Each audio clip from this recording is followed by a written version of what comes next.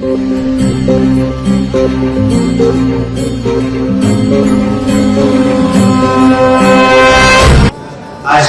कार्तिकी भक्तजन येती, पंढरीच्या वाडावंटी संत गोळा होती.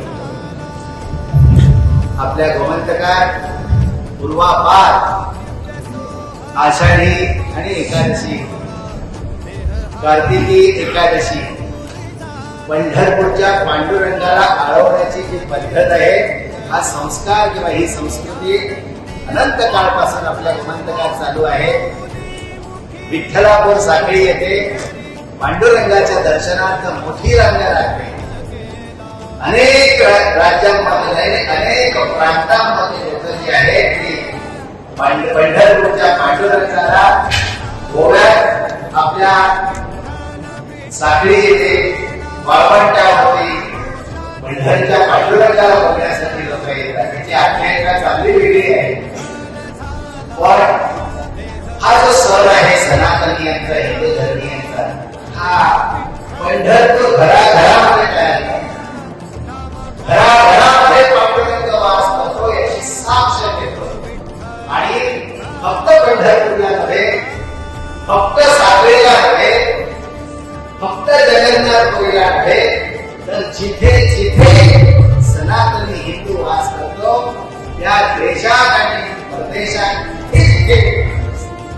सनातनी हिंदू आहे तिथे तिथे पांडुरंग विटेवरती उभा दिसतो आहे.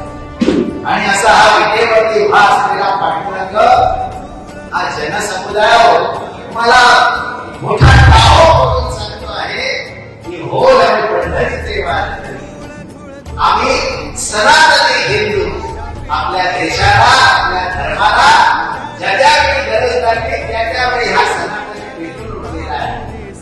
परकीयांच्या आक्रमणकाळामध्ये सुद्धा या देशातल्या लोकांनी आपली ही वारी, आपले हे सनातनत्व थांबवलं नाही. प्रसंगी खूप हारपेटा सहन केल्या, पण ही काय वाजवावी, पुढी उभारावी, वाट चालावी पंढरीची, ही वाट काही कधी चालायची थांबले नाही. असे हे सगळे वारकरी गोमंतकामध्ये आपण सगळेजण पाहत आहोत. अशा या एकादशी, आषाढी एकादशीच्या दिवशी, देवशयनी एकादशीच्या दिवशी आपण सगळेजण मोठ्या उत्साहात घराघरात त्या पांडुरंगाला आळवतो. याही वर्षी हा वारीचा उत्सव, एकादशीचा उत्सव, विठ्ठलाला आराधण्याचा उत्सव जो आहे, हा घरोघरी, मंदिरात प्रत्येकाच्या घराघरात संपन्न होत आहे.